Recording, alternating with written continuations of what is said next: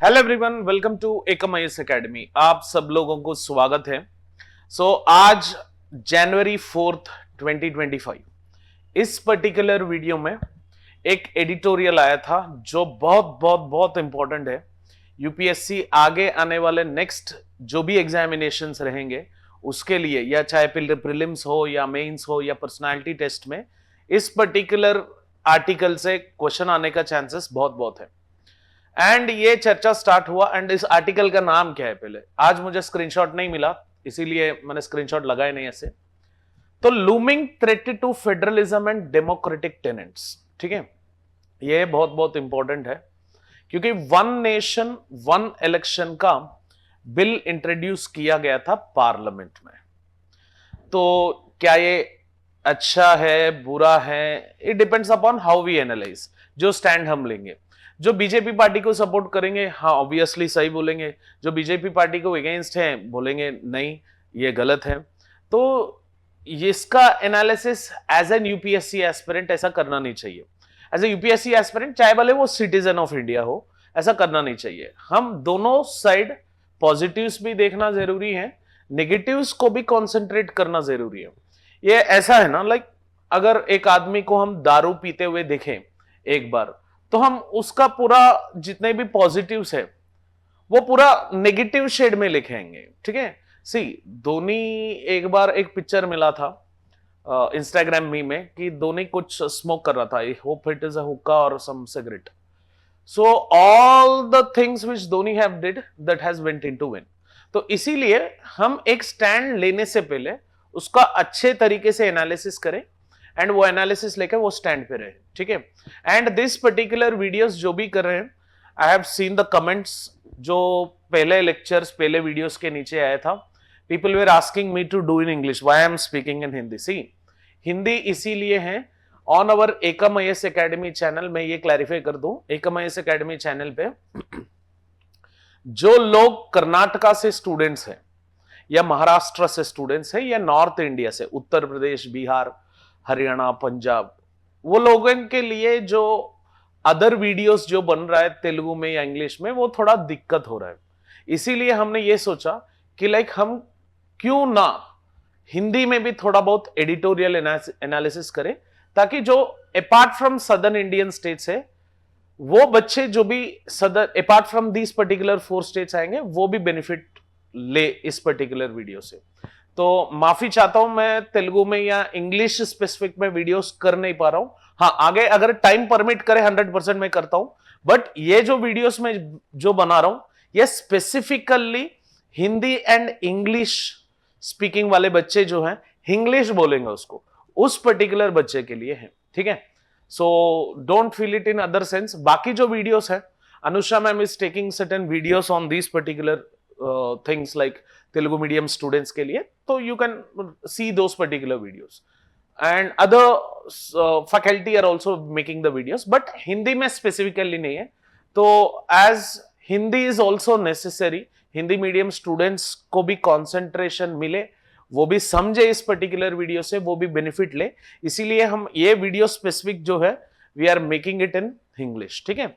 तो coming to the first ideal, इसका पीछे जो डेमोक्रेसी का टेनेट है या प्रिंसिपल ऑफ डेमोक्रेसी है, उसके बारे में अगर आप देखेंगे, प्रिंसिपल्स ऑफ डेमोक्रेसी मतलब ग्लोबल लीडर्स, हर कोई जो भी डेमोक्रेसी के बारे में बात करेंगे वो what is the pulse of democracy, what is the trait of democracy के बारे में दिए हैं। अगर आप देखेंगे प्रिंसिपल्स ऑफ डेमोक्रेसी, उसमें लाइक ऐसा है कि like accepting the election results, है ना, accountability, bill of rights, citizen participation, control on the abuse of power, economic freedom, regular and free elections, equality, human rights, independent judiciary, multi party system, rule of law, transparency, accountability, ये सारे they become the part of this particular democracy. ये थोड़ा देख लो, ये चाहे तो भले लिख लो, ताकि आपको आगे जाके जब भी डेमोक्रेसी के ऊपर आप जब आंसर लिखने वाले हैं, ये ट्रेड्स को आप आंसर में मेंशन करें, ठीक है। हम आगे जाएंगे इस पर्टिकुलर लेक्चर में थोड़ा एडिटोरियल एनालिसिस करते करते। इस पर्टिकुलर वीडियो में हम पढ़ने वाले हैं हिस्ट्री ऑफ साइमल्टेनियस इलेक्शन, क्या हुआ था, कब हुआ था, क्या था इसके भी पीछे चर्चा, and impact of defection and anti defection law के बारे में देखते हैं, एंड एडवांटेजेस एंड डिसएडवांटेजेस क्या है इस particular one nation one election के बारे में, एंड चैलेंजेस क्या है उसके पीछे, जो डिसएडवांटेजेस ही चैलेंजेस बनेंगे ऑब्वियसली, एंड इंप्लीमेंटेशंस एंड अमेंडमेंट्स जो रिक्वायर्ड है, क्या क्या आर्टिकल को थोड़ा बहुत बदलना पड़ता है, उस पर्टिकुलर आर्टिकल से यूपीएससी क्वेश्चन उठाने वाले हैं, and proposals of this high level committee and conclusion देंगे इस पर्टिकुलर वीडियो में। अगर हम स्टार्ट करें history of simultaneous election, actually India में पोस्ट इंडिपेंडेंस जो भी इलेक्शन हुआ था, that were simultaneous elections and they were continued with right spirit, but disruption आया था केरला की स्टेट असेंबली में जब फर्स्ट मिसयूज ऑफ आर्टिकल 356 गया था। Article 356 which says about, which is inspired by the section 93 of Government of India Act 1935, वहां से उठाया गया था, which provided that if a governor of a province was satisfied that a situation had arisen in which the government of province cannot be carried in accordance with the provisions of said act, then precedent rule लगाने का chances है।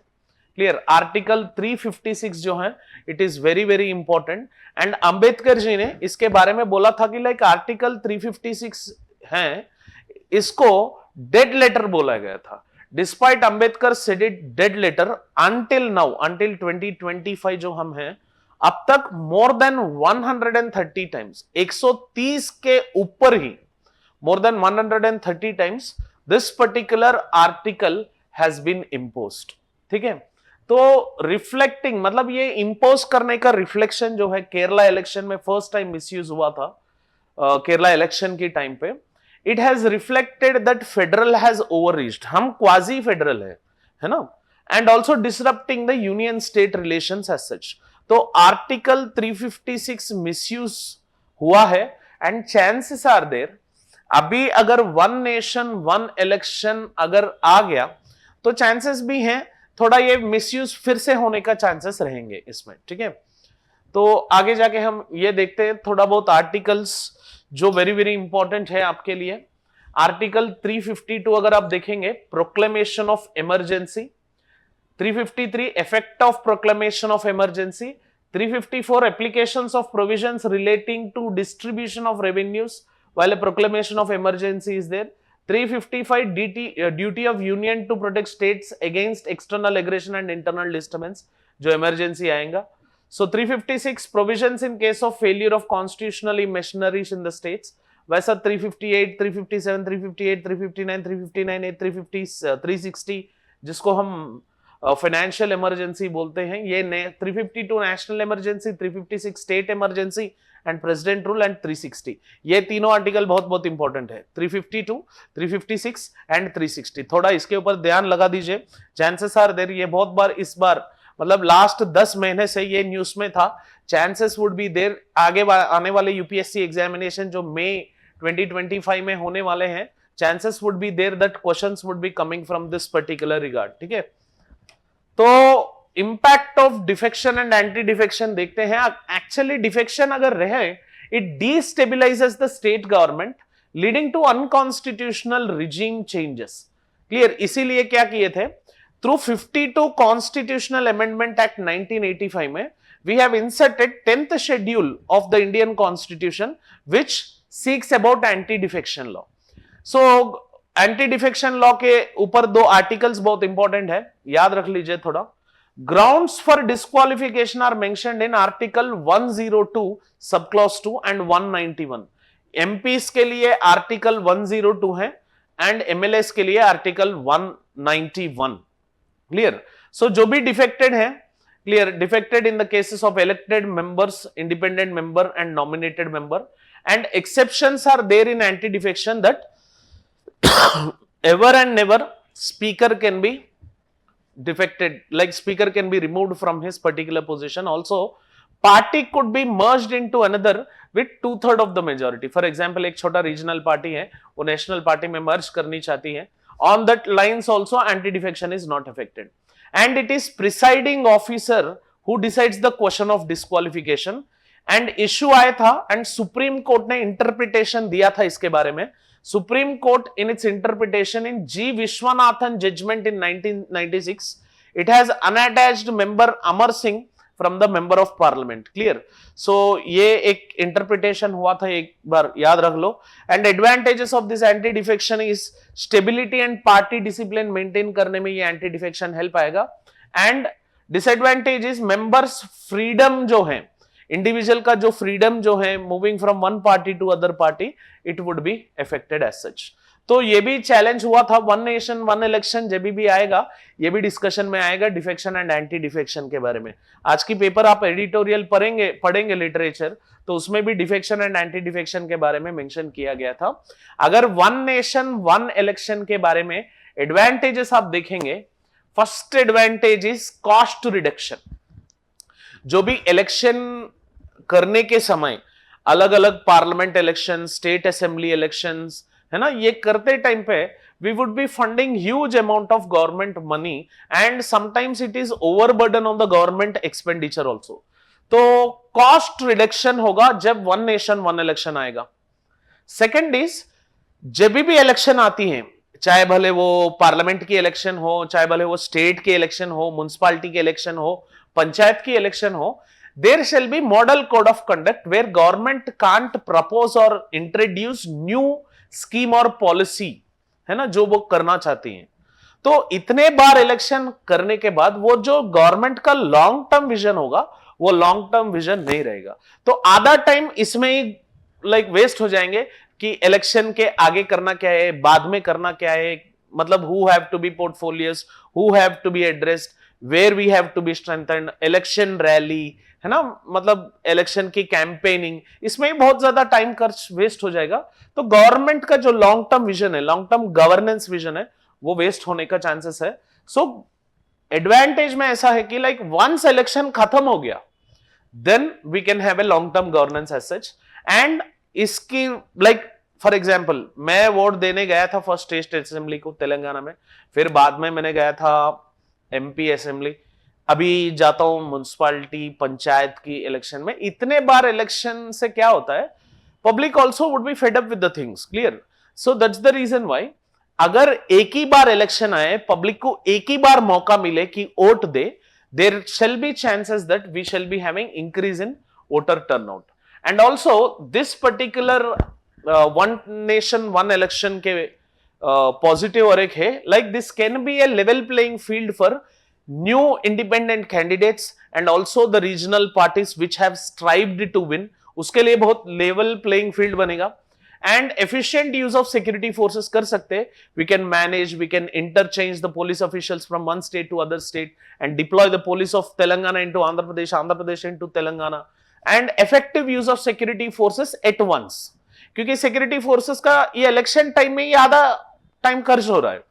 So these are what advantages. Yes, along with advantages 100% disadvantages रहेंगे, challenges है, issues है. For example, regional parties को benefit भी है and marginalization भी है, because whenever these one nation one election comes into picture, the regional party का जो aspirations है they would be never covered.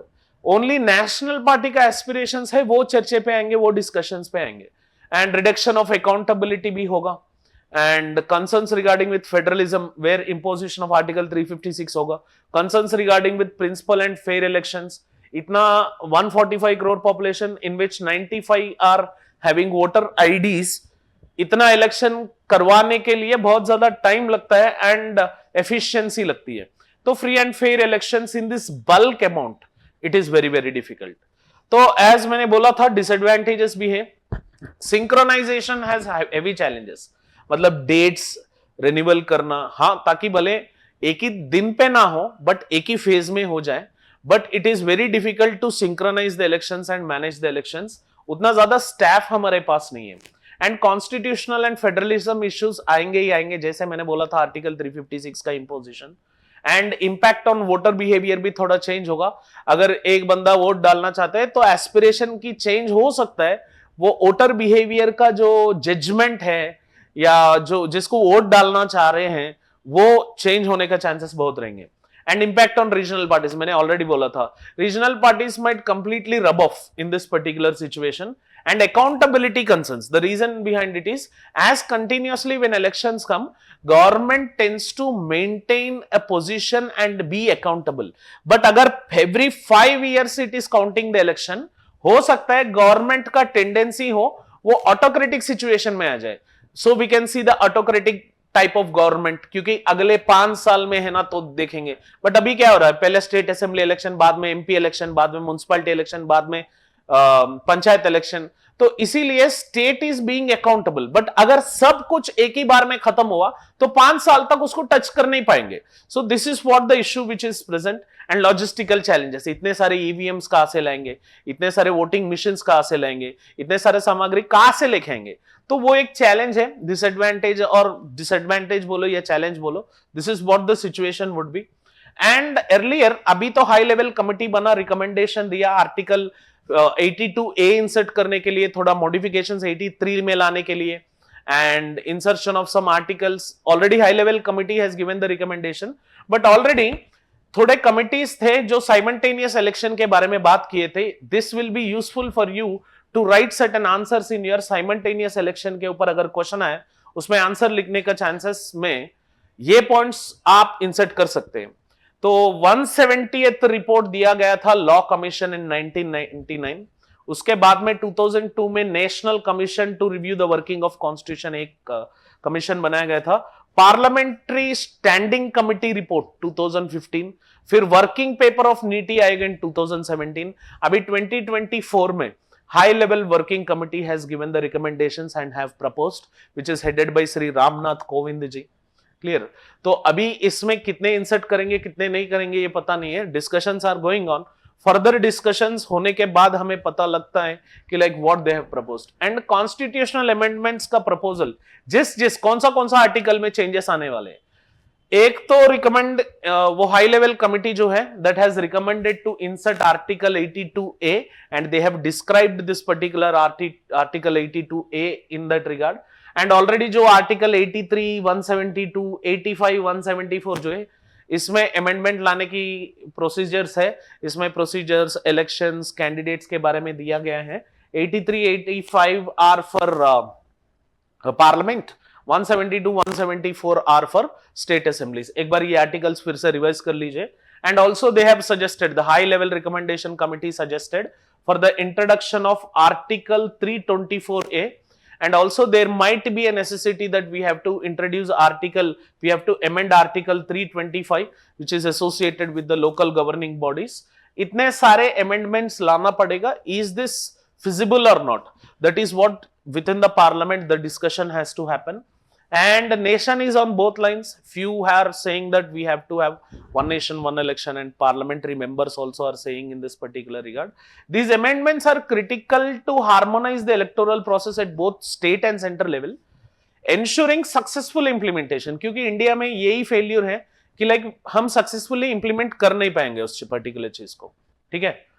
तो अगर आगे जाके क्वेश्चन अगर देखेंगे समवेयर अराउंड 2017, शायद ईयर याद नहीं है, बट ये क्वेश्चन आया था क्योंकि तब नीति आयोग ने एक पेपर रिलीज किए थे, उसके ऊपर एक क्वेश्चन मिला था that simultaneous election to the Lok Sabha and the state assemblies will limit the amount of time and money spent in electioneering, but it will reduce the government's accountability to the people.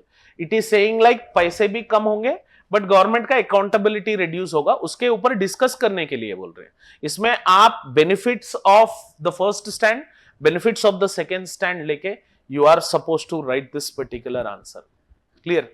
Hope you have enjoyed this particular video. तो मैं बहुत precise करके बताया था, आप थोड़ा इसके ऊपर वर्कआउट करिए, पार्लियामेंट की डिस्कशन सुनिए, एंड जब भी न्यूज़पेपर में इस पर्टिकुलर आए उसके बारे में पढ़े. ये बहुत बहुत इंपॉर्टेंट होने वाले हैं आगे 1-2 साल में. जो ये वन नेशन वन इलेक्शन का कॉन्सेप्ट पार्लियामेंट में जब भी होगा वो डिस्कशन जाके यूपीएससी क्वेश्चन पेपर में इंप्रिंट होगा. Chances would be very great that we will get the questions. Clear. So hopefully आपने इस पर्टिकुलर वीडियो को एंजॉय किए. Please do like this video, share this video, comment करिए आपको video कैसा लगा, प्लीज कमेंट करिए, and subscribe to Ekam IAS academy channel so that we can come better and better for you. अगर आपको कोई भी टॉपिक अगर डिफिकल्ट लग रहा है उसको इजी बनाने के लिए हम वीडियो बना सकते हैं आपके लिए, तो you can drop that particular topic name in the comment section so that we would be coming up with the video. Thank you for watching this. Have an awesome day. Jai Hind.